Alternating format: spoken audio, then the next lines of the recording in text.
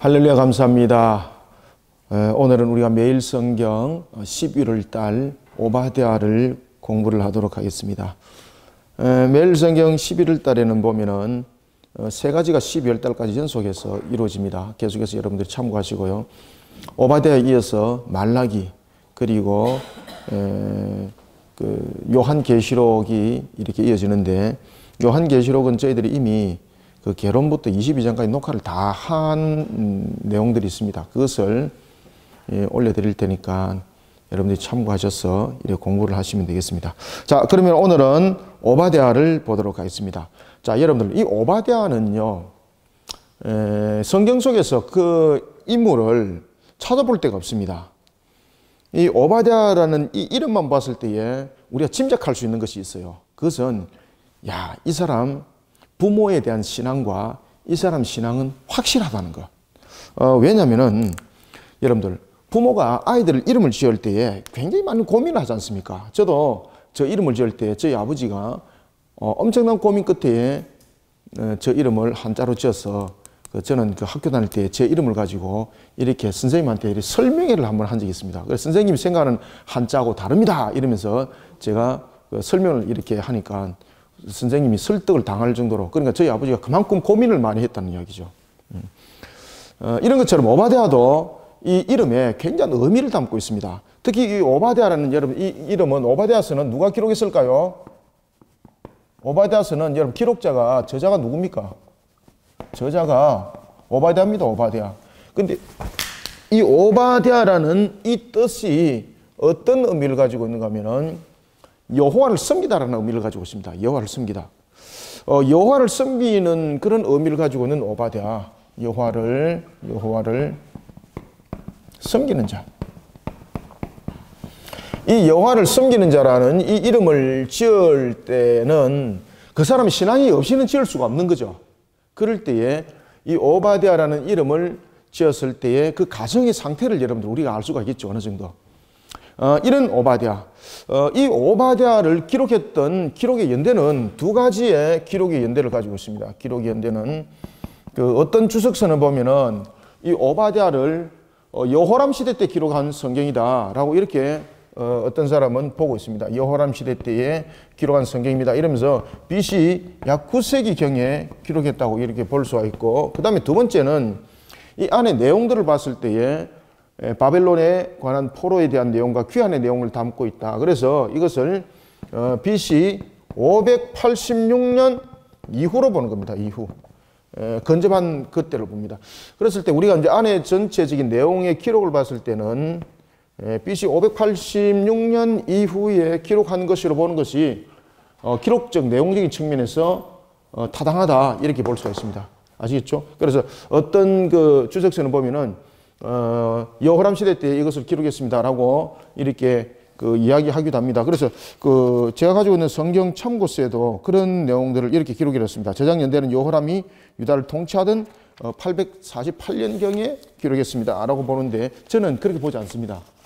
저는 그렇게 보지 않고, 저는 BC 586년 이후에 그 포로 상태 속에서 이 내용들을 기록을 했다, 이렇게 볼 수 있겠습니다. 이런 속에 이제 오바댜는 우리가 그 에스겔과 동시대 인물이다. 에스겔과 동시대 인물로서 그 내용들을 기록했다. 저는 그렇게 보고 있습니다. 자, 이런 오바댜가 이것을 기록을 어디에 했을까? 포로 상태에서 이 성경 내용들이 기록되어졌다는 것을 우리는 안에 본문을 통해서 우리가 발견할 수가 있다고 보겠습니다. 그리고 이 오바댜는 특별하게 선지자로 그가 활동을 받을 때에 이 오바댜서를 기록하면서 바벨론 포로 상태에서 그가 선지자로 활동을 했다는 것을 우리가 기억할 수가 있습니다. 이것이 바벨론 포로 상태에서 그가 선지자로 활동을 했다 볼 수가 있습니다.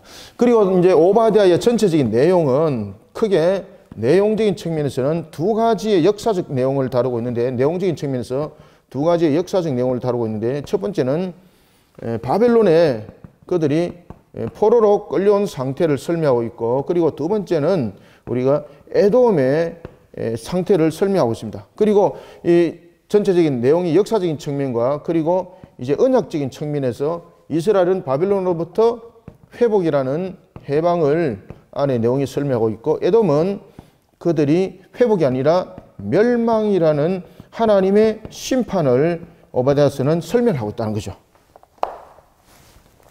글자를 좀 잘 한번 적어 보겠습니다. 잘 적어 보는데 목사님 필자 똑같네요. 이렇게. 예, 요 정도 적으면 제가 잘 적는 겁니다. 그래서 안에 내용은 역사적인 측면에서는 바빌론의 포로와 그리고 에돔을 기록하고 있고, 그 다음에 언약적 관점 속에서는 이 바빌론으로부터 이스라엘이 회복이 되는 것과 에돔에 대한 멸망, 바빌론으로부터 이스라엘의 회복은 해방을 말하고 있습니다. 그리고 에돔의 멸망은 하나님의 심판을 말하고 있습니다. 그러면은 에돔은 무슨 이유 때문에 하나님으로부터 심판을 받았을까요? 라는 것이 오바댜의 집중적 내용이라고 볼 수가 있겠습니다. 자, 이런 오바댜 내용, 오바댜, 특히 여러분들 오바댜는 이 내용들을 기록할 때에 특히 에돔에 관하여서 이야기를 할 때에 에돔을 일반적으로 표현하지 아니하고 에돔을 뭐라고 표현할까, 여러분들요? 형제로 표현하고 있습니다. 형제. 여러분들 에돔 족속은 야곱의 형이었던 에서의 족속이었죠, 그죠? 그래서 이삭이 두 아들을 낳게 되는데, 이삭이 에서와 그리고 누구 낳습니까? 야곱을 낳게 되는데, 에서는 에돔 족속을 형성하게 되고, 야곱은 이스라엘의 족속을 형성하게 되는 거죠. 그래서 이 부분에서 형제라는 단어를 쓰고 있습니다. 형제라는 단어를 쓰고 있습니다. 그런데 이 에돔 족속이 BC 586년에 우리에게 나타나는 상 중에서 예루살렘 성전이 회파당하고 예루살렘이 무너짐을 당할 때에 이 에스가 말하고 있는 에돔 족속이 어떤 일들을 했을까라는 것입니다. 어떤 일들을 했을까요, 여러분들요? 바빌론과 결탁해서 그저 이스라엘을 무너뜨리는데 합심하는 정도가 아니라 완전히 그냥 이를 잡듯이 샅샅이 뒤져서 그 당시에 이스라엘의 유다, 예루살렘을 멸망시키는데 그들이 1등 공신이 되는 겁니다. 그래서 하나님께서 이런 에스 족속인 에돔을 향하여서 심판을 예고하고 있는 것이 바로 오늘 본문의 오바댜다, 이렇게 보겠습니다. 자, 이런 오바댜를 우리가 전체적인 개론을 잠깐 보고 그 다음에 우리가 안의 내용의 1장을 오늘 1시간 안에 같이 한번 보도록 하겠습니다.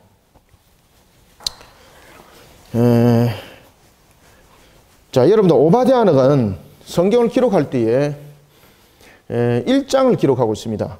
그리고 오바댜가 성경을 기록할 때 안의 내용이 다른 부분들을 말하지 아니하고 이스라엘의 회복과 그리고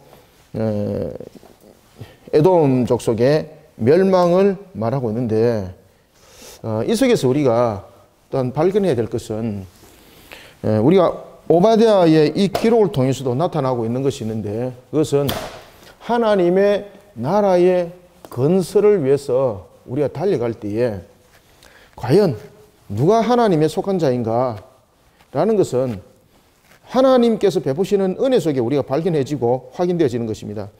자, 그럼에도 불구하고 또 나타나는 것은 그 열매를 통해서 또한 우리가 발견할 수 있다는 것을 오바댜를 통해서도 우리가 확인할 수 있다고 볼 수 있겠습니다. 자, 그러면 전체적인 이런 오바댜 1장으로만 구성되어 있는 이 오바댜를 우리가 4가지로 한번 나눠서 보겠습니다. 그래서 오바댜는 전체가 1장으로 구성되어 있습니다. 이 전체가 1장으로 구성되어 있는데, 이 구성되어 있는 1장을 4등분을 한번 나눠서 봅시다. 전체적인 내용을 볼 때에 우리가 오바댜서를 한번 보십시오, 여러분들. 오바댜가 그렇게 나눠지가 있습니다. 4등분으로, 크게 4등분으로. 먼저 1장 1절부터 9절까지는 에돔을 향한 하나님의 심판에 대한 경고입니다. 1장 1절부터 9절까지는 에돔을 향한 하나님의 심판에 대한 경고. 하나님께서는 여러분들 심판하실 때에 그 내용들을 왜 심판할 것인가라는 것에 대해서 이유를 다 설명하시죠. 그리고 그들에게 회복의 길도 열어주시죠. 그래서 하나님의 공의는 여러분들 그냥 우리가 판결문을 읽고 그냥 두드리 잡는 방식이 아니라 항상 길을 함께 열어주는 하나님의 공의 속에는 항상 자비하심과 용서하심, 그 속에 여러분 함께 있다는 것을 우리가 감미를 하셔야 됩니다. 그리고 두 번째는 이런 에돔이 왜 하나님으로부터 심판을 받게 되었는가? 왜 심판을 받게 되었습니까? 이 내용들이 그 1장 10절부터 14절까지 1장 10절부터 14절까지 에돔이 심판을 받게 된 이유, 하나님의 심판에 대한 타당성이죠. 에돔을 향한 하나님의 심판이죠. 하나님의 심판에 대한 타당성. 우리가 여러분 하나님에 대한 타당성을 설명할 때는 이 공의만을 말하고 있는 것이 아니죠. 하나님께서는 항상 이 공의 속에는 무엇이 곁들여져 있다고 그랬습니까? 하나님께서 그 기회를 주시죠. 그래서 자비와 용서하심이 이 속에 함께 있다는 것을 우리가 발견하셔야 됩니다. 자, 그리고 이제 15절부터 16절은 에돔의 심판의 날입니다. 심판의 날에 에돔과 그리고 이방의 멸망을 말하고 있습니다. 15절부터 16절 맞죠? 그죠? 15절부터 16절 1장 15절부터 16절은 에돔과 함께 이방에 대한 멸망을 말하고 있습니다. 심판날과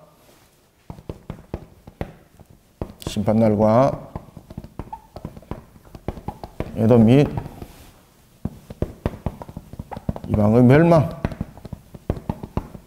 멸망을 담고 있고, 그리고 1장 17절부터 끝절이 21절이죠. 21절까지는 이스라엘의 회복을 말하고 있습니다. 이스라엘의 회복.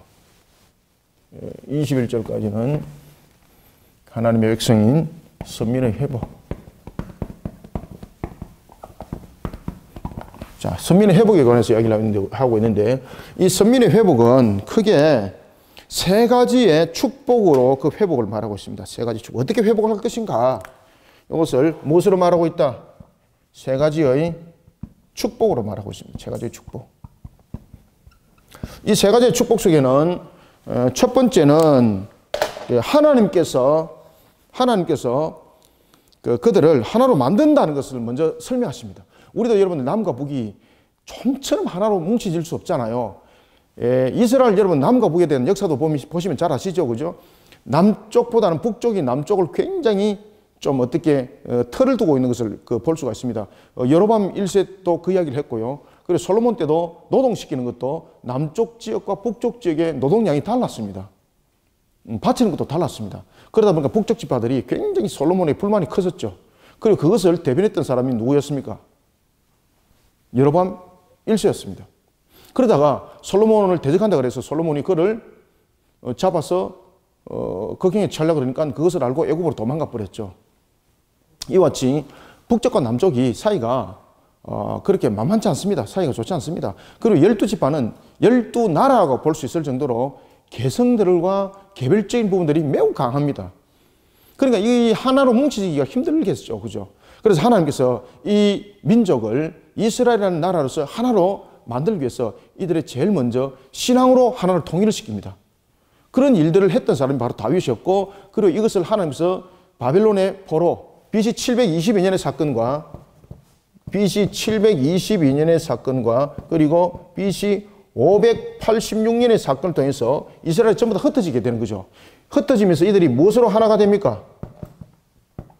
포로된 상태에서 하나가 되는 겁니다. 포로된 상태에서 하나됨. 포로된 상태에서 하나가 돼가지고 신앙의 통일성을 가지게 되는 겁니다. 따라서 이들의 세 가지 축복은 첫 번째, 오바댜도 그 얘기를 하고 있습니다. 남쪽을 야곱 족속이라고 칭하고 있고 북쪽을 무슨 족속이라고 칭하겠습니까? 요셉 족속이라고 칭하는 거예요. 그래서 세 가지 축복에서는 첫 번째 우리가 야곱 족속과 그리고 요셉 족속, 야곱 족속은 우리가 남쪽 지파를 설명하고 있고, 그래 남과 그리고 요셉 족속 이래서 북쪽, 남과 북을 포로된 상태에서 하나를 이루게 됩니다. 그런 축복을 내려주십니다. 포로된 상태에서 하나가 되게 합니다.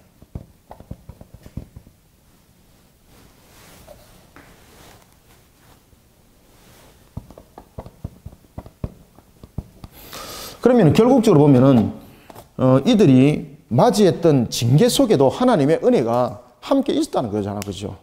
그래서 우리가 그 하나님의 크신 사랑이 무엇인가를 우리가 발견할 수 있습니다. 그래서 야곱 족속과 욥색 족속이 하나를 이룬 것이 어디에 있는가 하면은 18절에 보십시오. 18절에 보면은 야곱 족속은 불이 될 것이고 요셉 족속은 불꽃이 될 것이고 라면서 이들이 하나를 이루게 되는 겁니다. 그래서 18절에 보면은 세 가지 축복이 18절에 이것이 나타나죠. 18절에서 이 부분들이 나타나고, 그 다음에 두 번째 축복은 뭔가 하면은 하나님께서 이스라엘을 회복시키겠다는 겁니다. 어디로? 본토로 회복입니다. 이것이 9절, 19절부터 20절입니다. 이스라엘의 본토를 회복. 이스라엘의 본토를 회복시키는 것이 19절부터 20절의 두 번째 축복이고, 세 번째는 하나님이 다스리겠다는 겁니다. 여러분들, 하나님이 다스리겠다는 건 무슨 뜻입니까? 이스라엘과의 하나님과의 관계의 회복을 말하는 거예요. 회복. 여러분들, 하나님께서 친히 다스리고 왕으로서 다스리고 이스라엘을 이끌겠다는 것은 이스라엘의 원수를 하나님께서 치시겠다는 뜻이죠. 그러니 하나님께서, 세 번째는 축복은 하나님께서 이스라엘을 다스릴 것이고, 그 다음에 이스라엘 다스릴 뿐만 아니라 이스라엘의 왕이 될 것이고, 하나님께서 이스라엘의 왕이 될 것이고, 그리고 하나님께서 이스라엘의 대적을 어떻게 할 것이다. 그렇죠. 물리칠 축복을 내리십니다. 이것이 21절의 내용에 대한 축복이라 볼 수가 있겠습니다. 그래서 마지막으로 네 번째 단락은 하나님께서 선민을 어떻게 회복시킬 것인가. 본질에 대한 회복입니다. 본질에 대한 회복과 축복에 대한 회복입니다. 이것을 적어 놓으십시오. 첫 번째는 무슨 회복? 그렇죠. 본질에 대한 회복입니다. 본질에 대한 회복. 그 다음에 두 번째는 무슨 회복? 그렇죠. 축복에 대한 회복입니다. 축복에 대한 회복. 자, 적어 드릴게요. 그 다음에 세 번째는 무슨 회복입니까? 관계에 대한 회복입니다. 관계 회복. 그래서 선민의 회복은 세 가지의 축복을 말하고 있다. 세 가지 축복 가운데서 첫 번째는 본질에 대한 회복이다. 이스라엘이라는 본질에 대한 회복. 그 다음에 두 번째는 축복에 대한 회복을 말하고 있다. 그리고 세 번째는 관계에 대한 회복을 말하고 있다. 그래서 본질, 축복, 관계, 이 부분들이 17절부터 21절에 담겨져 있습니다.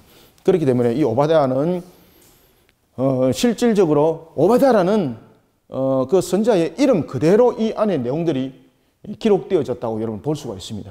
아시겠죠? 그죠? 그래서 오바댜 성경들을 기록했던 성경들에 보면은 학개 선자, 그리고 학개 선자는 어떤 당시의 사람인가, 그리고 그가 보는 관점 속에서 성령께서 어떻게 기록하도록 하는가라는 것도 함께 담겨져 있습니다. 그래서 성경을 기록할 때 여러분, 성령께서 그 사람의 자질과 그 사람이 가지고 있는 경험과 그 사람이 가지고 있는 생각들을 함께 다 사용을 하는 거예요. 그죠?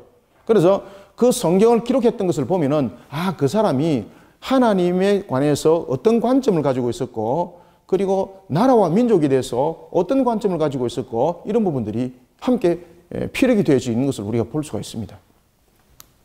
자, 이런 속에 오바댜, 말 그대로 신앙이 흔들려버렸던 이스라엘, 나라가 없어져 버렸던 이스라엘, 하나님의 통치가 사라져 버렸던 이스라엘을 회복하기를 간절히 바라는 마음, 그것이 오바댜의 신앙이었어요, 여러분들요. 그죠? 오바댜가 여러분 조국을 사랑합니까? 조국을 사랑하지 않습니까? 이거 여러분 단어를 잘 적용하셔야 됩니다. 제가 지금 말을 조국이라는 단어를 썼는데, 이 조국이라는 것은 내셔널, 나라를 말하는 겁니다. 우리가 알고 있는 그 조국 아닙니다. 그래서 오바댜는 조국을 너무나도 사랑했었다는 것, 그리고 그에 대한 또 언약적 관점에 대한 확신을 가지고 있었다는 사실, 이 중요합니다. 그래서 저와 여러분들도 이 언약에 대해서 확신하는 그런 신앙 속에 저와 여러분들 신앙들을 함께 세워 나가야 된다고 볼 수가 있겠습니다. 자, 이런 속에 그 당시에 성격을 보게 되면은 이 내용들을 전체적으로 볼 때에 그 당시의 상황을 한번 잠깐 우리가 점검을 한번 해보고 갑시다. 그 당시에 영적 부분에 대해서 영적이 어떤 밝음이었을까요? 흑암이었을까요? 그렇죠. 정치적으로는 어떤 상태였을까요? 정치적으로는 말 그대로 바라볼 수 있는 소망과 희망이 없는 상태죠. 그죠? 희망이 없는 상태입니다. 희망이 없는 상태. 희망이 사라진 상태입니다. 희망이 없습니다. 그리고 전체적인 부분들을 볼 때 삶은 어땠습니까? 삶은. 예? 삶은 완전히 무너짐. 여기 대해서 인간이 해결할 수 있는 해결점은 있었을까? 없었을까요? 그렇죠. 없었습니다. 그래서 오바댜가 맨 끝에 무엇을 기록합니까? 선민의 회복을 말하면서 축복의 회복을 말하고 있죠. 본질의 회복, 축복의 회복, 관계의 회복. 그죠? 이 부분들이 전부 다 이 모든 문제를 해결하는 측면에서 나오는 문제점, 해결점입니다, 이게. 전체적인 상황을 보면은 영적 문제, 그 다음에 정치적인 상황에 대한 문제, 그 다음에 삶에 대한 문제들이 전부 다 해결점을 찾을 수가 없다는 거죠. 말 그대로, 무너진 상태죠. 그랬을 때에 여러분들, 에돔을 심판하는 것으로만 끝나면 되겠습니까? 잘 직시를 하셔야 됩니다. 그래서 여러분들이 오바댜서가 1장이고 이틀밖에 묵상을 하지 않지만은 제가 지금 여러분들 설명하고 있는 것을 함께 다 묵상하셔야 돼요. 왜냐하면은 하나님은 에돔을 왜 무너뜨렸을까라는 것입니다. 그 부분들이 이 안에 10절부터 14절에 담겨져 있습니다. 오늘 성경을 보면서 우리가 묵상하겠습니다. 그러면 에돔만 무너뜨리면 문제는 해결되는가라는 것입니다. 여러분, 에돔을 무너뜨린 상태에서 그들은 여전히 포로 상태에 놓여져 있습니다. 그러면은 에돔은 문제가 불거진 문제를 해결했지만은 이스라엘의 본질에 대한 문제, 축복에 대한 문제, 하나님과 관계에 대한 문제는 해결됐습니까? 그렇지, 안 된 거죠. 그러니 오바댜가 끝에 그 이야기를 딱 하는 거예요. 그래서 이 모든 것들을 하나님께서 회복시켰습니다. 그죠? 그러면서 전체적으로 오바댜는 하나님의 공의에 관해서 이야기를 하면서 무엇을 또 함께 말합니까? 하나님의 공의 속에 용서와 자비하심이라는 하나님의 속성을 함께 다 담아 내려가고 있는 거예요. 그래서 그것을 전체적으로 어울려서 뭐라고 표현합니까? 그레이스, 은혜를 이야기를 하고 있는 거예요. 하나님의 은혜. 하나님의 은혜로 말미암아. 그래서 본질에 대한 회복과 축복에 대한 회복과 관계에 대한 회복을 오바댜가 설명하고 있고, 그리고 우리는 이런 내용들에 대해서 나중에 마지막에 묵상하실 때 여기에 대해서 핵심을 여러분들이 가지고 말씀하셔야 돼요. 묵상하셔야 돼요. 이 부분들을 가지고. 그리고 이 부분에 가서 에돔은 왜 멸망당했을까라는 것에 대해서 묵상하실 때에 에돔은 자신의 지나친 욕심과 교만 속에서 하나님으로부터 심판을 당할 수밖에 없었다라는 사실을 통해서 나는 오늘도 신앙 가운데 교만한 자가 되지 말아야 되고 내 능력을 가지고 자랑 삼는 자가 되지 말아야 된다. 항상 하나님 앞에 겸손히 있어야 된다라는 것을 함께 에돔을 통해서 묵상하셔야 되는 거예요. 자, 이것을 이제 우리가 전체적인 결론을 봤으니까 이제 안에 내용을 보면서 공부를 한번 쫙 하도록 하겠습니다. 자, 한번 봅시다. 오바댜서가 짧은 1장이기 때문에 우리가 오늘은 전체적인 성경 공부를 한 1시간에 거쳐서 하는 방식을 통해서 제가 전체적으로 여러분들 이끌어 가도록 하겠습니다. 자, 이런 오바댜서는 우리가 크게 세 가지를 여러분 묵상하셔야 돼요. 세 가지. 첫 번째는 교만하는 자가 돼서는 안 된다는 거. 교만한 자. 여러분들 교만이라는 것은 제일 먼저 교만이 삭트는 것 가운데서 가장 대표적인 것은 자기를 오판하게 되는 거죠. 자기 힘만을 믿고 그리고 자기의 의향 속에서 자기의 의지 속에서 모든 것을 발견해 나가려고 하는 것. 이게 교만이죠. 그죠? 그래서 교만은요. 하나님을 먼저 생각하지 않는 것은 교만이 삭될 수 있는 근원이 됩니다. 그래서 우리가 오바댜서를 묵상할 때 제일 먼저 첫 번째는 이건 좀 이따 줄게요. 밑에 건 지워도 되겠죠? 날씨가 좀 이제 좀 추워되다 보니까 칠판이 또 잘 안 지워지기 시작합니다. 오바댜서는 요점이 우리에게 묵상해야 될 요점입니다. 묵상 요점입니다. 세 가지의 묵상 요점을 가지고 여러분 묵상해 주셔야 되는데 첫 번째는 교만한 자. 교만한 자에 대해서 여러분 묵상하셔야 돼요. 무엇이 교만인가? 무엇이 교만이라 그랬습니까? 하나님을 먼저 생각하지 않는 것. 먼저 생각하지 않는 것. 하나님께서 먼저 생각하지 않으면 우리 속에 제일 먼저 나타나는 것이 무엇입니까? 교만이 나타납니다. 교만. 그래서 나는 어떤 일들을 할 때에 나를 돌아보는가, 하나님의 은혜를 돌아보는가, 하나님의 도우심을 구하는가, 나의 신앙을 체크, 점검하시기 바랍니다. 그것이 오바댜스의 묵상을 우리가 바르게 하는 것이라 볼 수 있겠습니다. 두 번째는 세상의 지혜를 자랑 삼자가 되어서는 안 됩니다. 그래서 하나님을 경외하지 않고 자신이 가지고 있는 세상의 지혜, 두 번째 요점은 하나님을 경외해야 됩니다. 하나님을 경외하지 않고 세상의 지혜를 우선하는 자.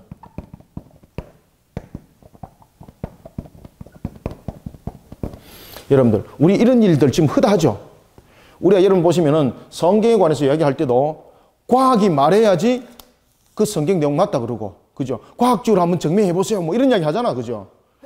성경은 여러분 과학적으로 증명하는 것이 아닙니다. 과학이라는 것은 하나님께서 우리에게 주신 말씀에 대해서 그 근원을 하나의 참고적인 측면에서 하나님의 말씀이 맞다는 것을 도구로 사용하는 것이 하나에 불과한 것입니다. 그런데 마치 과학이 마무리 되어버려가지고 이제는 과학이 신인 시대가 되어버렸습니다. 그죠? 과학이 신인 시대. 정말 또 과학이 말해야만이 맞다는 거죠. 성경이 말하는 것은 이거는 허무맹랑한 소리라는 거죠. 말도 아닌 그런 시대에 우리가 지금 있다는 것을 알고 우리는 하나님을 경외하지 않고 세상의 지혜를 우선하는 것 속에 우리는 어떤 관계 속에 놓여 있는가라는 것을 우리가 묵상을 통해서 돌아보는 겁니다. 그래서 방금 제가 과학 우선주의, 과학이 신이 되어버린 시대에 우리는 살고 있다는 것을 여러분에게 잠시 말씀을 드리는 것을 참고를 하시길 바랍니다. 그 다음에 세 번째는 우리가 무엇을 우리가 여러분들이 생각하셔야 되는 거면은 하나님의 백성의 존귀함을 기억하셔야 됩니다. 하나님의 백성의 존귀함. 하나님의 백성.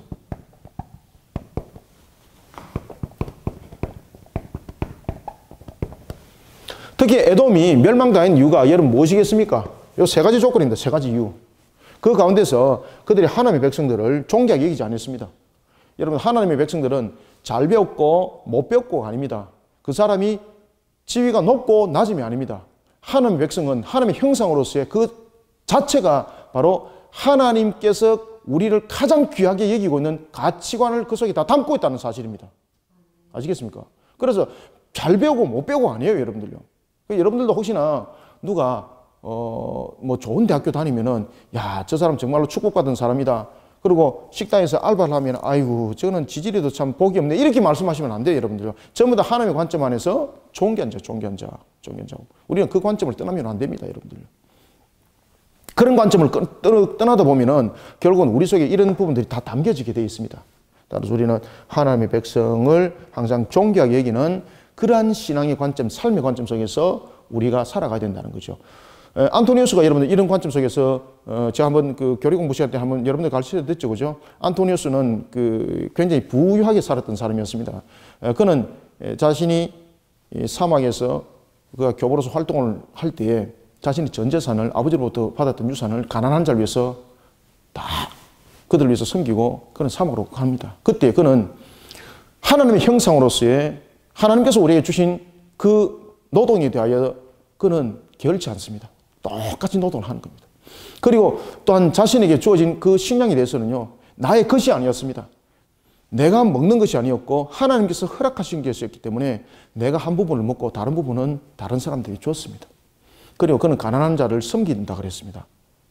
가난한 자를 돌본다는 측면이 아니라 섬기는 측면에서 그는 이유를 따지지 않고 가난한 자에게 먹을 것을 줬습니다. 그것은 바로 뭔가 하면은 이런 하나님의 백성으로서의 하나님의 형상을 존귀하게 여기는 성경적 그 개념이 창조 회복적 개념을 가지고 있거든요.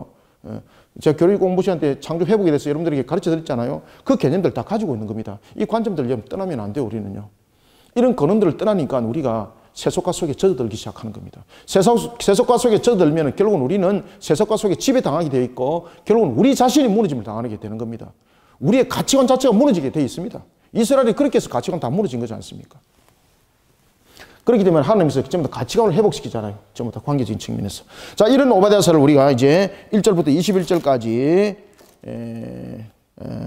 보도록 하겠습니다. 자, 그러면 우리가 읽어가면서 한번 제가 말씀을 드릴게요.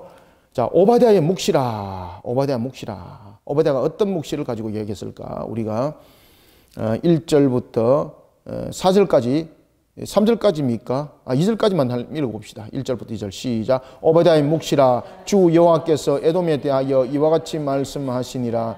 우리가 여호와께로 말미암아 소식을 들었나니 곧 사자가 나라들 가운데에 보내심을 받고 이르기를 너희는 일어날지어다. 우리가 일어나서 그와 싸우자 하는 것이니라. 보라, 내가 너를 나라들 가운데 매우 작게 하였으므로 네가 크게 멸시받느니라. 아멘.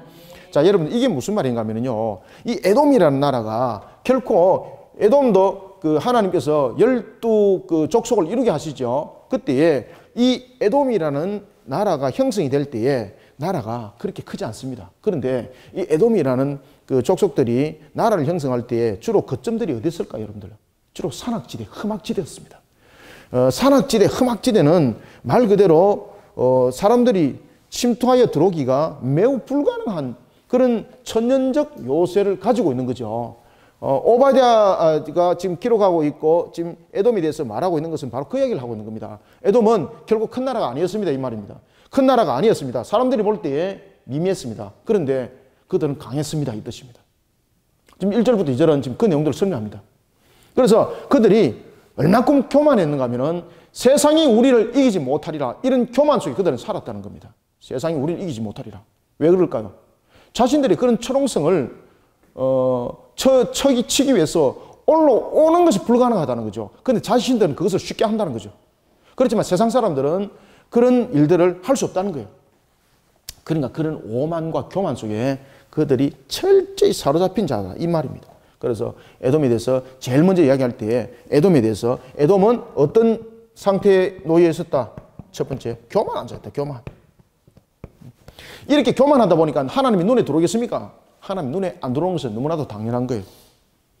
따라서 1절과 2절을 통해서 이 속에 이야기를 하고 있는 것은 에돔이 지금 어떤 상태에 있는가. 에돔은 말 그대로 미약하게 사람들의 눈으로 볼 때는 작아 보입니다. 그런데 그런 천년 요새 상태 속에서 그들은 막강한 군사력을 가지고 세상을 대항을 했다는 이야기입니다. 그러니까 세상적인 사람들이 이 에돔을 이길 수 있는 재능과 능력이 없었습니다. 그러나 그들은 자신들이 천하의 제일인 줄 알았다는 거죠.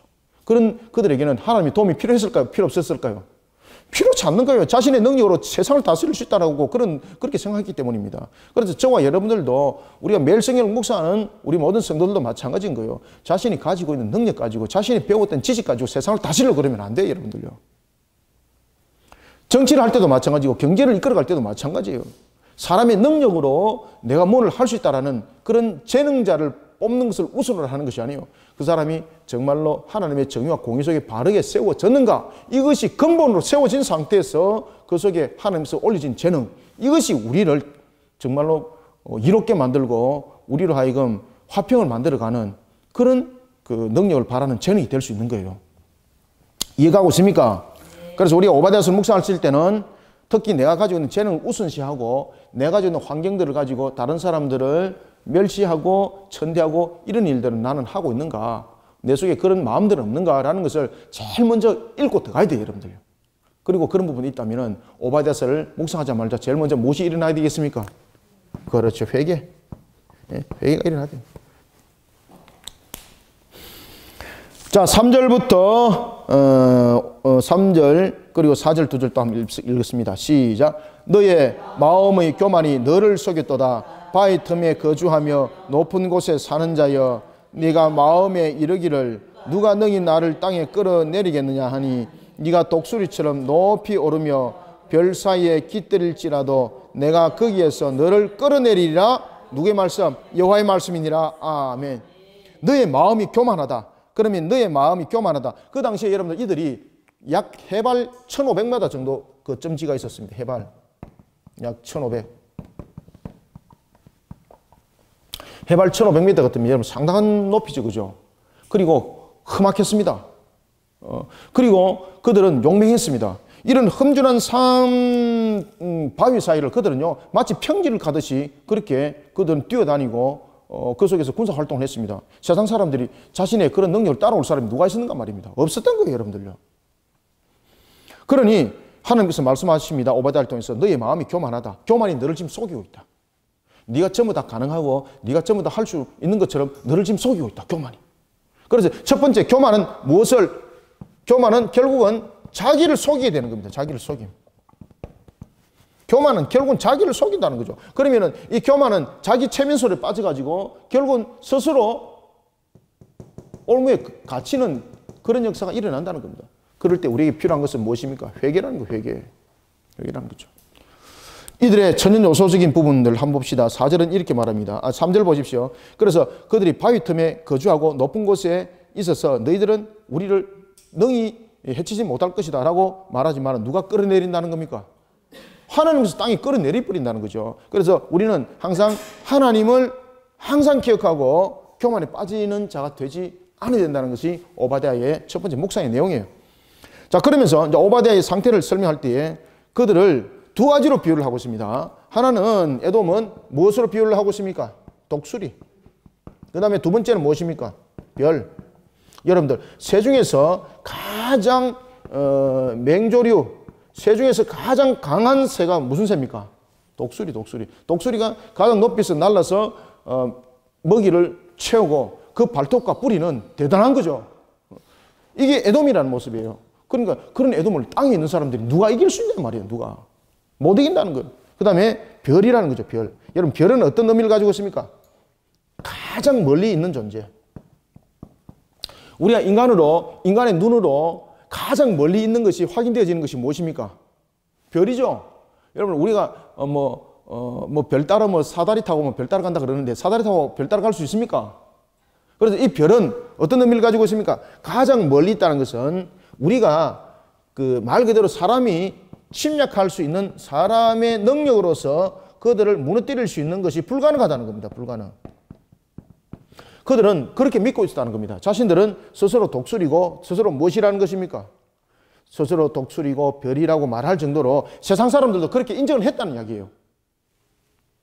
그러니 얼마만큼 여러분 교만하고 오만해지겠습니까? 요 정도 되면 여러분들 하나님을 향해서 그가 회개하기보다는 스스로의 자기 교만에 스스로가 속게 되고 결국은 그 올무에 자신이 사로잡힌 자가 되고 그리고 전능하신 하나님을 보지 못하게 되는 거죠. 그러니 하나님 앞에 죄 짓는 일만 하는 거예요. 여러분들요. 그런 세상의 권력자들이 지금 얼마나 많습니까? 그런 세상의 권력자들이 여러분 하나님으로부터 징계를 받고 넘어짐을 당하고 심판을 받는 거 우리 눈으로 보지 않습니까? 우리가. 그래서 우리는 무엇보다 오바댜서를 묵상하면서 제일 먼저 회개신앙으로 우리의 근본들을 바르게 세워나가는 것이 너무나 좋다. 그 다음에 이런 교만한 속에 있던 오바댜는 어떤 상태인가 하면 두 번째요. 이런 교만한 상태에 있다 보니까요. 아주 잔인한 거예요. 아주 잔인한 거예요. 자기중심이. 완전히 자기중심. 완전히 자기중심인데 자기중심이 악함으로서 자기중심이에요. 악함으로. 심지어 성경은 이렇게 말합니다. 강도와 도둑이 나무집에서 물건을 빼앗을 때에 완전히 다 들고 가더냐 안 그러면 자기가 원하는 것만 가져가더냐. 그 도둑과 강도가 들어왔을 때에 가장 존귀하고 귀하다 여기는 것만을 가지고 가고 다른 것들은 두고 가죠. 그런데 이 에돔은 어떻게 했다는 이야기입니까? 그냥 쓰레받게 들고 들어왔다는 겁니다. 쓰레받게 들고 들어와가지고 먼지까지 다 쓸어간다는 이야기입니다. 얼마나 잔인한가 아시겠죠? 먼지까지 그냥 자기들이 지나가는 자리는 먼지까지 다 쓸어간다는 이야기예요. 그러니까 잔인하다. 이 잔인성을 이야기를 하고 있는 겁니다. 자, 5절부터 또 7절까지 한번 읽읍시다. 시작. 혹시 도둑이 네게 이르렀으며 강도가 밤중에 네게 이르렀을지라도 만족할 만큼 훔치면 그치지 아니하였겠느냐. 혹시 포도를 따는 자가 네게 이르렀을지라도 그것을 얼마쯤 남기지 아니하였겠느냐. 네가 어찌 그리 망하였는고 에스가 어찌 그리 수탈되었으며 그 감춘 보물이 어찌 그리 빼앗겼는고 너와 약조한 모든 자들이 다 너를 쫓아 변경에 이르게 하며 너와 화목하던 자들이 너를 속여 이기며 네 먹을 것을 먹는 자들이 네 아래에 함정을 파니 내 마음이 지각이 없음이로다. 아멘. 지금 안에 5절부터 7절이 지금 그 내용을 이야기를 하고 있죠. 얼마큼 악한가 하면은 얼마큼 잔인한가 하면은 도둑도 강도도 만족할 만큼 훔치면 그냥 간다. 그 다음에 포도를 따는 자들도 포도를 얼마큼 땄으면은 남겨두고 간다. 근데 이들은 어떻게 따는 겁니까? 그냥 다 썰어버린다는 겁니다. 다 썰어버린다는 겁니다. 다 썰어버린다는 겁니다. 그래서 6절에 그 이야기를 하는 겁니다. 에스가 어찌 그리 수탈되었으며 라고 말하는 거예요. 그 감춘 보물이 어찌 그리 빼앗겼는고. 그렇게 해서 끌고 갔습니다. 그렇게 해서 자신이 끝들로 만들어 갔습니다. 그런데 그는 왜 빼앗김을 난주 당하는가 이 말입니다. 그리고 심지어 오늘 본문에도 보면은 이렇게 이야기를 하고 있습니다. 너와 화목하던 자, 너와 화목하던 자가 어떻게 했다? 너를 속인다. 너를 속인다. 그 다음에 두 번째, 네 먹을 것을 먹는 자들이 무엇을 판다? 함정을 판다. 함정을 판다. 그 다음에 세 번째, 네 마음에 지각이 없음이로다. 여러분들, 이 본문 속에서 나타나고 있는 것, 결국은 자기 중심으로서 악함으로 치달았습니다. 그렇지만 결국은 자기 속임과 자기 올무 속에 스스로 묶어짐을 당하고 스스로 결국은 나중에 넘어짐을 당하게 된다는 이야기입니다. 그래서 이 오바댜서를 통해서 제일 먼저 우리는 하나님 앞에 자기 힘만을 믿고 교만한 자, 하나님이 그 교만을 꺾으실 때에 정말로 비참하게 꺾게 만든다는 겁니다. 그것은 뭔가 하면은 자신과 화목했던 자는 쉽게 말하면 자신과 함께 독립했던 자들이죠. 그를 통해서 무너짐을 당하게 만든다는 거죠. 제일 충격이 심하죠. 그 다음에 두 번째는 무엇입니까? 자신이 소득을 취하려고 했던 그 자리에 함정을 파게 만들어서 빠지게 만들어 버린다는 거죠. 그리고 지각이 없게 만든다는 거죠. 이런 속에 그가 무너짐을 당할 것이라 말합니다. 자, 8절, 9절, 2절 읽습니다. 시작. 여호와의 말씀이니라. 그날에 내가 에돔에서 지혜 있는 자를 멸하며 에서의 산에서 지각 있는 자를 멸하지 아니하겠느냐. 더마나 내 용사들이 놀랄 것이라. 이로 말미암아 에서의 산에 있는 사람은 다 죽임을 당하여 멸절되리라. 아멘. 자, 여기서의 더마는 누굽니까? 더마. 여기서 더마는 그 창세기 36장 11절에 보면은 대만이라고 나타나죠. 그죠? 대만. 그 대만을 말하고 있습니다. 그래서 더만, 이것은 창세기 36장 11절에 나타나고 있는 대만과 동일한 것을 말하고 있습니다. 그래서 대만의 용사들, 아주 강력한 용사들이죠. 그들이 놀랄 수밖에 없을 것이라는 거죠. 놀랄 수밖에 없을 것이다. 에서의 산에 있는 사람은 어떻게 될 것이다? 다 죽임을 당할 것이다. 딱 지금 그 이야기를 하고 있는 거죠. 그래서 하나님께서 심판에 경고하고 있죠. 그죠? 이런 속에 그들에게 필요한 것은 무엇입니까? 회개입니다. 회개. 그런데 그들이 회개했을까요? 회개 안 했을까요? 회개 안 하는 거예요. 그러니 이제 하나님께서 그들의 심판하는 타당성을 이제 10절부터 11절은 설명을 하고 있는 거예요. 자, 이제 10절부터 우리가 14절까지 보도록 하겠습니다.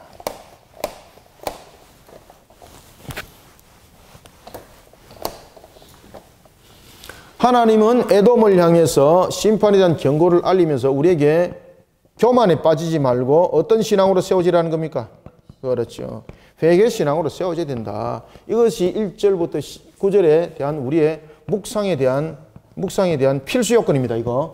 그 다음에 두 번째는 하나님께서 왜 에돔을 심판하실까? 그에 대한 타당성을 이제 우리에게 말씀을 주고 있습니다. 왜 심판을 하실까?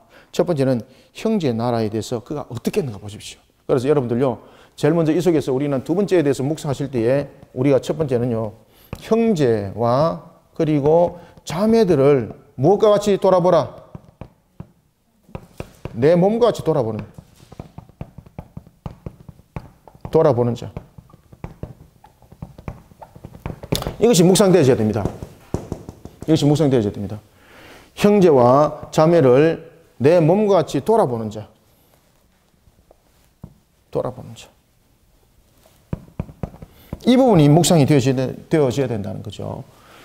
자, 10절부터 13절까지, 14절까지 다 읽읍시다. 자, 시작.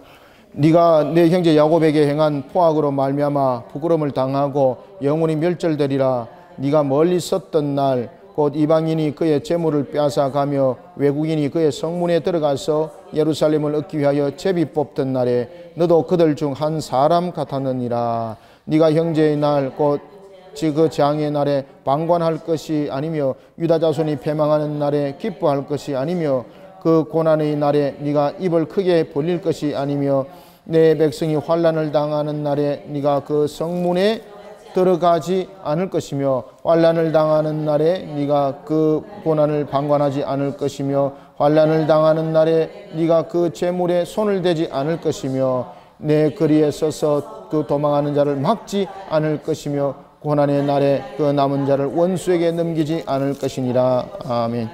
이게 여러분들 무슨 이야기인가 하면은 단편적으로 딱 말씀드릴게요. BC 586년의 사건을 지금 이제 이야기를 하고 있습니다.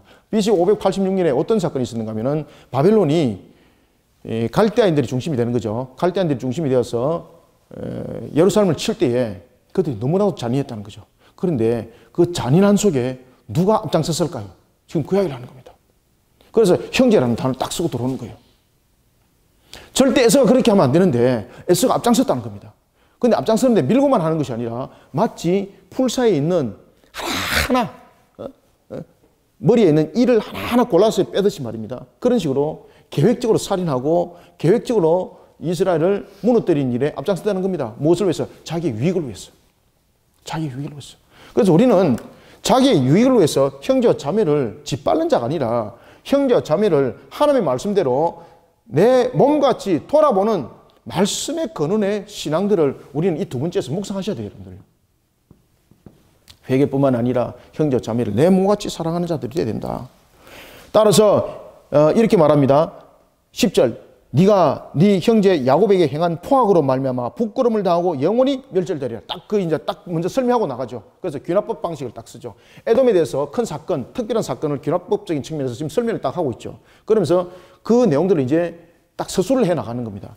제일 먼저 에돔이 하나님으로부터 멸망당했다는 가장 큰 이유는 무엇입니까? 하나님 지금 공의로 지금 심판한다는 거죠. 하나님이 공의로 심판하는 이유는 무엇입니까? 말씀의 근거라는 거예요. 말씀의 근거. 형제와 자매에 대해서 내 몸같이 돌아보는 것이 아니라 자신의 유익을 위해서 그들을 완전히 짓밟아버렸다는 거예요. 그래 하나님의 공의의 발동은 정당성을 가지고 있는 거죠. 지금 이해가고 있습니까? 네. 그러면서 심지어 이렇게 말합니다. 11절 네가 멀리 있었던 날. 여기서 여러분들 멀리 있었던 날은 무엇인가 하면요, 지금 유다가 멸망을 당하고 있을 때 에돔은 방강한 자세가 아니라 적극적 적대 행위를 했다 이 말입니다. 적대 행위를 적극적으로. 그래서 네가 멀리 있었던 날 곧 이방인이 그의 재물을 빼앗아가며 왜군이 그의 성문에 들어가서 예루살렘을 얻기 위해서 제비 뽑던 날 아시겠죠? 적극적으로 그가 앞장섰다는 이야기입니다. 그러면은 여기서 제비 뽑던 날은 무엇일까? 그런데 여기에 제비를 뽑는 일에 에서가 지금 동참을 했다는 이야기죠. 그러면 제비를 뽑는 것은 전리품을 무엇을 취할 것인가 라는 것에 제비 뽑는 것이 아닙니다. 여기서 제비 뽑는다는 것은 당시에 무엇을 말하고 있는가 하면 자신들에게 떨어질 몫을 말하고 있는 것이 아니라 지금 예루살렘을 치는 데 있어서 그 내부적인 부분들 그리고 성전에 관한 부분들 약탈을 도면 속에 그래서 나누는 겁니다 이게. 그래서 예루살렘 예를 들어서 이런 이야기입니다. 지금 예루살렘을 도면 속에 그리는 겁니다. 예루살렘을 도면 속에 그려가지고 나누는 겁니다. 이렇게 A, B, C, D 이렇게 나누는 겁니다. 나누어서 이것을 지금 제비 뽑기 하는 거예요. 지금 여기에서 누가 적극적으로 동참했다는 이야기입니까? 에돔이. 그러면 이 A, B, C, D 속에는 무엇이 있습니까? 성전이 있죠, 성전. 그죠? 성전과 기물이 있고, 그 다음에 형제들이 있죠. 이런 부분에서 자기의 할당된 부분에 대해서 이는요, 자신이 받았던 이 할당 지역에 대해서 적극적으로 그는요, 학살을 했다는 이야기입니다. 그래서 제비 뽑았다는 것은 남은 이겼던 전리품을 취하는 것에서 나눔이 아니에요. 그 지역을 나누는 측면에서 어디 지역을 나는 맡는다는 것이죠. 그러면 에돔이 어떤 지역을 맡았을까? 성전 기물을 빼앗고 성전을 회파시키는 거에 제비를 뽑았다는 거죠. 그래서 그것을 얻기 위해서 형제들을 다 죽여버리는 거예요. 용서치 않는 거예요. 눈에 보이는 이익을 위해서. 그래서 저와 여러분들은 눈에 보이는 이익을 위해서 살아가는 자들이 되어서는 안 됩니다.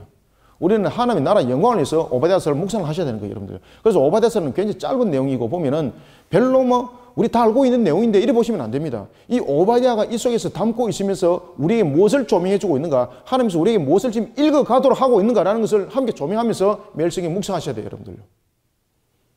그래서 오바댜서는 두 번에 나눠서 묵상할 내용이 아니에요. 두 번에 나눠서 묵상했는데, 그렇지만 여러분들은 이것을 알고 조명하셔야 돼요. 그래서 제가 이것을 지금 4등분 나눈 거죠. 그죠? 4등분 나눈 거죠. 자, 그럴 때에 12절 보시면은 형제의 날은 무엇입니까? 예루살렘의 멸망을 할 때에 말 그대로 형제의 날을 통해서 그들은 그렇게 해서는 안 된다는 것. 그들은 그렇게 해서 안 된다는 것. 하나님이 지금 지적을 하고 있는 거예요. 너는 그날에 그렇게 해서 안 된다. 그걸 지적하고 있는 거예요. 그것을 형제의 날이라고 말하는 거예요. 그러면 다시 말하면 형제의 날은 무엇을 말하고 있습니까?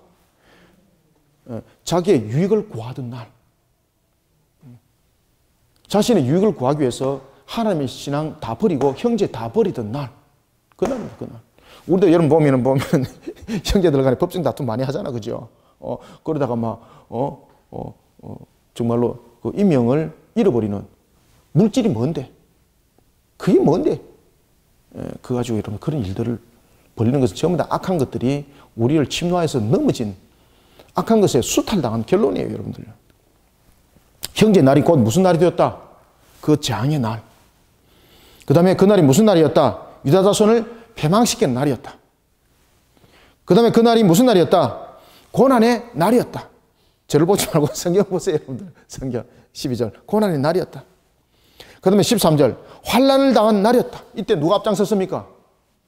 에돔이 앞장섰다는 거죠. 무엇을 위해서? 자신의 유익을 위해서 그렇게 했다는 거예요. 그래서 13절 하반절에 이렇게 말합니다. 환난을 당하는 날에 네가 그 고난을 방관하지 않을 것이며 환난을 당하는 날에 네가 그 재물에 손을 대지 않을 것이며 그렇게 해서는 안 된다는 거죠. 그런데 그렇게 했다는 거죠. 그러니 하나님으로부터 심판을 받을 수밖에 없는 타당성을 지금 하나님께서 말씀을 하시는 거예요. 그러면 그 공의는 결국 무엇입니까? 말씀이 그 바탕이죠. 말씀이 그 바탕이죠. 하나님께서 우리를 향한 공의는요, 말씀이 근원이고 말씀이 바탕이에요. 심지어 14절, 내 거리에 서서 도망하는 자를 막지 않을 것이며 막았다는 이야기죠. 그리고 그 원수들에게 넘기지 않아야 되는데 넘겼다는 거죠. 무엇을 위해서? 전부 다 자신의 유익을 위해서입니다. 자신의 유익을 위해서. 자신을 위해서. 그래서 이 에돔 족속들은 형제 국가인 이 유다를 절대로 침략 전쟁에 함께해서는 안 되는데 침략을 했을 뿐만 아니라 심지어 생명을 구하기 위해서 도망가는 것조차도 그들은 용납하지 않았다는 겁니다. 그래서 썰어버렸다는 거죠. 완전히 그냥 썰어박기 가지고 주변 환경을 그냥 썰어버리. 바벨론의 갈대아 족속들보다도 더 악랄하게 했다는 겁니다. 자, 그런가 하면 이제 15절부터 넘어갑니다. 이제 15절부터. 그러면은 이런 에돔이 잘 살았는가라는 것입니다. 이래갖고 잘 살았을까요, 여러분들요? 이래갖고 그들은요, 그 자신의 올무에 이제는 무너짐을 당합니다. 그리고 그들과 함께 했던 자들도 전부 다 멸망을 당했다라고 하나님께서 오바댜를 통해서 우리에게 조명을 해주고 있습니다.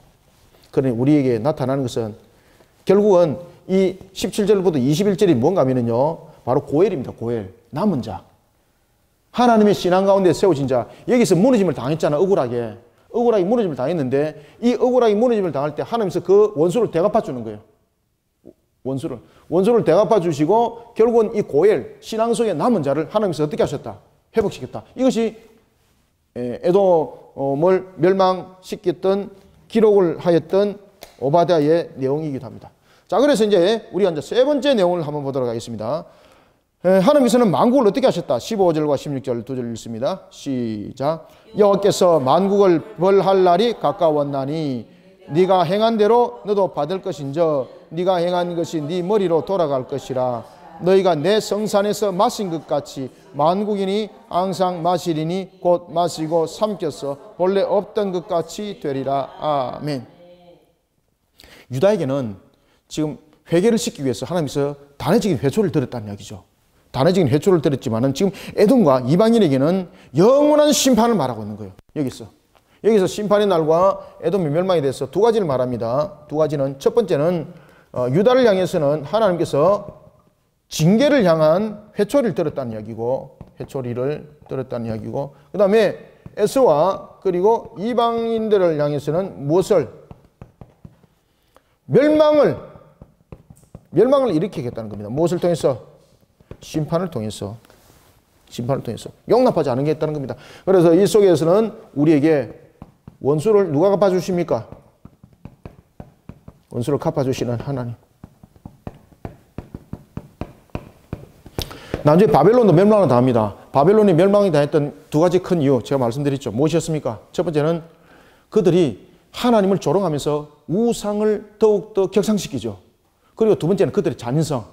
하나님께서 허락하지 아니했던 허락선을 넘어버렸습니다. 하나님께서는 이스라엘을 징계하는 도구로서 바벨론을 썼는데 그들은요, 자신들의 어떤 전리품과 유익을 위해서 완전히 이스라엘을 진멸해버리는 일에, 악독한 일에 앞장서게 되는 거죠. 그래서 큰 두 가지 이유, 이것으로 바벨론은 쓰러짐을 당합니다. 사람들은 보면은 야 하나님 너무 심하시네. 필요할 때는 자신이 징계 도구로 쓰놔놓고 토사구팽하시네 라고 말하는데 토사구팽 아닙니다. 토사구팽을 하는 것이 아니라 하나님께서 허락하신 그 모든 관점들을 넘어버리는 거죠. 지금 이 에스도 마찬가지인 거예요. 이 에스도 보면 에돔도 사실은 하나님께서 이스라엘을 바르게 신앙 가운데 세워지는 측면에서 쓰였던 도구였는데 그들은 자신들의 유익을 위해서 완전히 그냥 형제 국가를 완전히 그냥 썰어버리는 일에 앞장섰던 마귀의 함께 결탁했던 자들입니다. 그러니 하나님께서는 그들을 용납하지 않는 거죠. 이방인과 함께 멸망이라는 심판으로 그들을 총정리하신다. 그리고 총정리하십니다. 그래서 우리에게는 너무나도 필요한 것은 항상 하나님의 신앙 가운데에 우리의 근본과 우리의 모습들을 바르게 세워나가는 것이 너무나도 중요합니다. 자, 그러면 이제 빠른 시간에 한번 보겠습니다. 이미 17절부터 21절은 제가 설명을 다 드렸습니다. 그래서 또 간략하게 한번 보도록 하겠습니다. 그러면 17절부터 21절의 내용을 가지고 한번 보겠습니다. 자, 이와 같이 하나님께서 에돔을 향한 심판을 경고하였고 그리고 그들의 심판을 받는 타당성을 설명하였습니다. 그다음 멸망시켰습니다. 그럼 이제 남는 것은 무엇입니까? 이스라엘 입장에서는 이스라엘이 회복을 받아야 되는 거예요. 이들이 멸망당했다 그래서 이스라엘이 회복된 것은 아니잖아요. 그렇죠? 그래서 오바댜는 그까지 설명을 다 하고 있다. 그 짧은 1장 속에서. 17절부터 18절 두 절을 한번 읽읍시다. 시작. 오직 시온산에서 피하는 자가 있으리니. 자, 스톱. 17절 별표를 딱 지어놓으세요. 제가 무슨 이야기를 했습니까? 남은 자 사상 고해를 말했죠. 여기서 오직 시온산에 피하는 자는 무엇입니까? 이 선민의 회복이라 제가 썼죠. 이 선민은 무엇입니까? 고헬입니다. 고헬. 고헬은 무엇이죠? 남은 자, 남은 자. 무엇으로 남은 자? 그렇죠. 이 고헬은, 여기서 고헬은 남은 자인데 하나님의 신앙으로 남은 자입니다. 하나님의 신앙으로. 그래서 이 고헬이 중요한 거예요, 이게. 자, 다시 읽습니다. 17절부터 18절 두 절 시작. 오직 시온산에서 피할 자가 있으리니 그 산이 거룩할 것이요 야곱 족속은 자기 기업을 누릴 것이며 야곱 족속은 불이 될 것이며 요셉 족속은 불꽃이 될 것이요 에스 족속은 지푸라기가 될 것이라. 그들이 그들 위에 붙어서 그들을 불사를 것인즉 에스 족속에 남은 자가 없으리니 여호와께서 말씀하셨습니다. 아멘. 오직 시온산에 피하는 자. 다시 말하면은 선민의 회복은 오직 한 길이라는 겁니다. 오직 한 길. 여러분, 우리가 여기서 묵상해야 될 것은 우리가 선민으로서 회복받는 길은 오직 무엇입니까? 그래서 마지막으로 우리가 묵상해야 될 것은 우리가 회복받는 길은 오직 누구 안에? 예수 그리스도의 십자가 안에 그늘. 오직 예수 그리스도의 십자가 아래 노인자가 되어야 되는 것입니다. 이것을 우리는 오바댜를 통해서 묵상을 하셔야 돼요, 여러분들. 그래야만이 이 모든 부분들이 해결이 되는 거예요. 우리가 교만 속에 있는 우리 자신을 돌아보면서 회개합니다. 그 다음에 내 형제, 내 자매를 내 몸같이 돌아봅니다. 원수를 갚아주시는 하나님 묵상합니다. 그런 속에 나는 어디에 머무는 자가 되어야 된다? 오직 십자가 아래에 머무는 자가 되어야 된다. 이것이 오바댜서의 우리의 묵상의 요점이에요. 요점. 그럴 때에 우리는 남은 자가 되는 거죠. 하나님의 신앙 안에 머무는 자가 되는 거죠. 그런 우리에게 서민 회복은 하나님께서 부어주심이 당연하다는 거죠. 야곱 족속은 어디를 대표한다 그랬습니까? 남주다. 그 다음에 요셉 족속은 어디를 대표? 북이스라엘. 그래서 야곱 족속이 불이 되고 그 다음에 요셉 족속이 불꽃이 된다는 것은 하나가 됐다는 뜻입니다. 자, 불과 불꽃은 하나죠. 여기서 야곱 족속이 불이 될 것이고 요셉 족속이 불꽃이 됐다는 것은 제가 지금 1번에 이야기했던 이 말씀입니다. 야곱 족속과 요셉 족속이 어떻게 된다? 하나가 된다. 불과 불꽃은 하나죠. 그래서 하나됨을 말하고 있는 거예요. 하나됨을. 불과 불꽃은 절대 분리될 수 없는 거죠. 그러니까 이런 하나님의 은혜가 어디 속에서 일어났더라? 고엘 속에서 일어났더라. 고엘 속에서. 오직 우리는 예수 그리스도 안에서 불과 불꽃이 하나가 이루는 것처럼 그런 연합을 하나님께서 이루어주신다는 거예요. 지금 이해되고 있습니까? 그래서 오바댜서는 짧은 본문이지만 이런 부분들을 이야기를 다 하고 있다는 겁니다. 신학적으로 이런 부분들 조명해 나갈 줄 알아야 돼, 이제는. 그리고 또 묵상을 또 할 줄 알아야 되고. 불과 불꽃은 분리된다, 안 된다? 아멘. 불과 불꽃은 하나의 연합을 말하고 있다. 분리되지 아니하는 연합. 불과 불꽃이 여러분들 한 상태에서 나오는 거지 않습니까? 그래서 분리되지 아니하는 연합. 불과 불꽃이 되어서 어떻게 한다? 에세 족속은 지푸라기 되는데 그것을 다 태워버린다는 거죠. 그래서 하나님께서 그렇게 회복시킨다는 거죠. 강하게 만든다는 거죠. 강하게 강한 손이 되게 만든다는 거죠. 그래서 에세 족속은 완전한 심판 속에서 남은 자가 없을 것을 말하고 있습니다. 자, 이 말씀은 우리가 예수 그리스도 안에서 교회의 회복을 또 말하고 있습니다. 예수 그리스도 안에서 우리로 하여금 교회가 하나를 이루고 교회가 회복을 통해서 복음을 전가하는 측면에 우리가 세상을 동화시키고 세상의 악한 것들을 썰어버리는 그런 승리의 십자가가 세워지게 된다는 것을 우리에게 다시 한 번 더 조명해 주고 있는 거예요.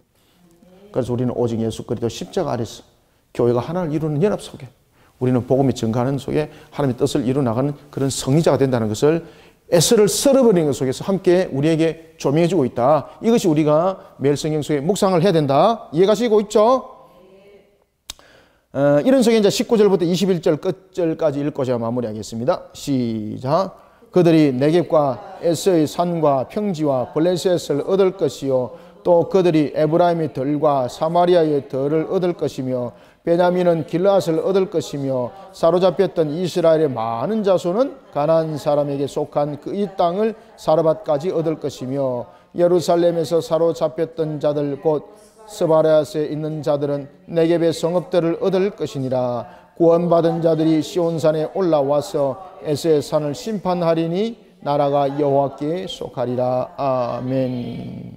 네겝은 어떤 곳인가 하면은 지역적인 측면에서는요, 네겝은 좀 지형적인 측면에서 말씀드릴게요. 지역적인 측면과 지형적인 측면. 지역적인 측면에서는 사막 지역이었습니다. 그러면은 별 볼 일 없죠. 그럼 저와 여러분들은 일반적 사람들의 생각 속에서 사막 그러면 버리는 땅이죠. 근데 하나님께서 지금 네겝을 준다 그랬습니다. 이게 뭔가 이거 진보따리 준다는 뜻이잖아요. 근데 여러분 잘 생각하셔야 됩니다. 이 네겝은 지형적인 측면, 지역적인 측면에서는 사막이었습니다. 그죠? 그런데 지형적인 측면에서는요, 그 당시에 아주 중요한 애국과 이스라엘을 연결해주는 매우 중요한 교통로입니다, 이곳이. 그러니까 여러분들 하나님이 세상 사람들 눈에 볼 때는 쓸데기 없는 것을 너희한테 준다고 이렇게 말하지만 우리는 세상적인 방법에서 그걸 보면 안 돼요. 하나님께서 우리에게 축복을 하셨습니다. 내가 세상적인 것으로 계산해 보니까 야 이거 뭐야 이게 축복이야 지금 이렇게 된 거죠. 그런데 나중에 보니까 이것이 진짜 축복인 거예요. 세상 속에서 판단하지 마라 이 말이에요. 네겝은. 이해가시죠? 네. 이스라엘의 본토를 어떻게 회복하신다? 그래서 여러분들 보시면은 이스라엘의 본토를 회복할 때 우리의 생각과 우리의 판단을 넘어서는 회복이에요. 우리가 네겝이라는 부분들이 내 속에 볼 때는 황량한 것 같지만은 그것은 결국 나중에 그것이 핵심을 이루는 장소가 되고 그것은 말 그대로 하나의 황금의 통로가 되는 거예요, 여러분들요. 그래서 여러분들은 항상 자녀를 양육할 때도 그리고 환경들을 헤쳐나갈 때도 네겝과 같은 것이 많이 주어지고 있고 그런 환경 속에 놓여지는 경우가 많습니다. 그런데 그런 것들을 여러분들이 터부시한다든지 그것을 업신여긴다든지 이렇게 하지 않고 하나님께서 이것을 허락하신 이유가 무엇일까를 나중에 보시면은 장래 그곳이 틀을 이루는 장소가 되는 겁니다. 그래서 여러분들 이것을 단단히 묵상하시길 바랍니다. 제가 여러분 사투리를 좀 많이 쓰죠, 그죠? 우리 사모 기도하다가도 사투리가 저도 논지 안 논지도 모르고 이해하실 분들은 이해하고 못하실 분은 못하시는데 이해를 잘 해주시기 바랍니다. 네겝과 에스의 산과 평지. 여러분들 에스의 산은 말 그대로 험악한 곳이잖아요. 근데 그 산을 준다 그래요. 근데 그곳이 나중에 어마어마한 하나의 기름진 땅을 형성을 하게 되는 겁니다. 그러니까 하나님께서 우리에게 허락하시면요, 여러분 그냥 섣부른 것이 아니에요. 에스의 산과 평지와 블레셋을 얻을 것이요. 블레셋은 대체로 어떤 곳을 중심을 이뤘습니까? 해안 지역을 중심으로 많이 이루면서 무역들이 활성화되어 있던 그런 일들이 일어났죠. 그러니 결국은 여러분 보시면은 하나님께서 모든 육지와 해상과 그리고 하늘을 잇는 것까지 모든 축복을 이스라엘의 본토 회복을 통해서 허락하셨다는 이야기입니다. 그러니 지금 오바댜가 이 내용을 쓰면서 얼마나 기뻤겠어, 그죠? 우리는 그냥 쓱 지나갔는데, 근데 우리도 오바댜의 입장에 대해서 알아보니까, 야, 이 정말로 너무 얼마나 감사한지 우리가 지금 이것을 묵상하라는 거죠. 그래서 오직 십자가 그늘 안에서 우리가 교회 안에서 하나를 되어 영적 전투를 치러 나가고 그런 성리 속에서 우리에게 주어지는 것을 우리의 삶들과 형편들을 함께 회복시켜 나간다는 것을 믿어 의심치 말하는 겁니다. 그것이 바로 두 번째 축복이죠. 이스라엘 본토에 대한 회복. 하나를 이루는 축복 속에서 나아갈 때에 우리 속에 본토에 대한 회복을 이루어주신다. 본토에 대한 회복은 우리의 모든 삶의 근원, 우리가 심지어 이건 뭐야? 라고 여겼던 것이 나중에 축복의 동산을 이루게 되더라라는 것입니다. 완전한 회복. 그 다음에 세 번째는 무슨 회복입니까? 오늘 본문에도 보면은 19절부터 20절 보십시다. 20절에 보면 사로잡혔던 이스라엘 자손들은 가나안 사람에 속한 이 땅을 사르밧까지 얻을 것이다. 여러분, 사르밧이라는 것은 북이스라엘 국경 밖입니다. 그러면 이곳은 어떤 곳입니까? 여러분, 사르밧 그러면 머릿속에 그 열왕기에 기억나는 것 없습니까? 맞아요. 사르밧 과부. 이 사르밧 과부 있는 곳에 누가 그때 피했습니까? 엘리야가 피했죠. 무엇 때문에? 누가 자신을 잡으려고 했기 때문에? 아합이. 그래서 그곳을 넘어서서는 넘어오지 못했기 때문에 자신이 갔던 곳은 이스라엘의 지경이 아니라 어떤 지경입니까? 이방인의 땅이. 그러면 하나님께서 지금 사르밧을 통해서 이 사바랏은 사르밧입니다. 20절에 이 사바랏은 어떤 곳이라고요? 이 북이스라엘의 지경을 사르밧까지 지금 오늘 20절에 참 사르밧이라 이야기를 하고 있네. 20절의 사르밧은 바로 이와 같이 열왕기상 17장에 나타나고 있는 이방인의 땅을 말하고 있고 그 국경을 넘어서까지 하나님께서 이방 지역까지 주신다는 거예요. 그럼 그 지역을 더 크게 하신다는 거죠. 심지어 오늘 본문에 예루살렘에서 사로잡혔던 자들 곧 스바라에 있는 자들은 네겝의 성읍을 얻을 것이다. 오늘도 이 부분들은 이 스바랏은 그 말 그대로 그 메대 땅에 있는 그런 위치, 남쪽에 위치한 지역을 우리 속에 또한 설명해 주십니다. 그러니까 북쪽 끝과 남쪽 끝까지 줄 수 있는 것은 하나님께서 다 주신다는 뜻이죠. 그렇게 회복하신다. 그 다음에 21절 함께 읽습니다. 다시 한 번 더 시작. 구원받은 자들이 시온산에 올라와서 에스의 산을 심판하리니 나라가 여호와께 속하리라. 아멘. 자, 이제 구원받은 자라고 이제 이야기를 하는 겁니다. 세 번째, 구원받은 자는 무엇입니까? 관계 회복. 주어졌네. 관계 회복. 관계 회복입니다. 그래서 구원받은 자라는 것은 하나님께서 이스라엘 다스리는 측면에서의 회복, 그리고 하나님께서 이스라엘의 왕이 된 측면에서의 회복, 그리고 하나님께서 대적을 물리치는 측면에서의 회복, 이런 관계 회복을 우리 속에 설명하고 있습니다. 그래서 구원받은 자라는 것은 복수의 내용을 쓰고 있습니다. 그러면 우리는 구원받은 자는 이런 관계 회복적인 측면에서 우리 자신은 어떻게 될까? 우리는 하나님의 말씀에 순복하는 자들이 되어야 된다라는 것을 우리가 선민의 회복을 통해서 함께 묵상해 주시기 바랍니다. 그래서 우리는 항상 하나님의 말씀에 항상 겸손하고 그 말씀에 항상 따라가는 성도가 되어야 된다라면서 오바댜서를 묵상하고 또한 더욱더 은혜를 받는 우리 친구들이 다 되시길 바랍니다. 자, 이와 같이 우리가 오바댜를 통해서 간단하게 우리가 내용들을 봐왔습니다. 그리고 이 내용들을 조금 더 여러분들은 좀 깊이 있게 천천히 이렇게 말씀을 읽으면서 묵상해 주시고요. 그리고 이틀에 대한 분량이지만은 이런 부분들을 함께 다 가미를 해서 여러분들이 적응해 주시길 바랍니다. 그러면 여러분들 신앙들이 더욱더 격상되지는 그런 하나의 좋은 계기를 마련할 수 있으니 이 부분들을 잘 아시고 함께 조미해 주시면 감사하겠습니다.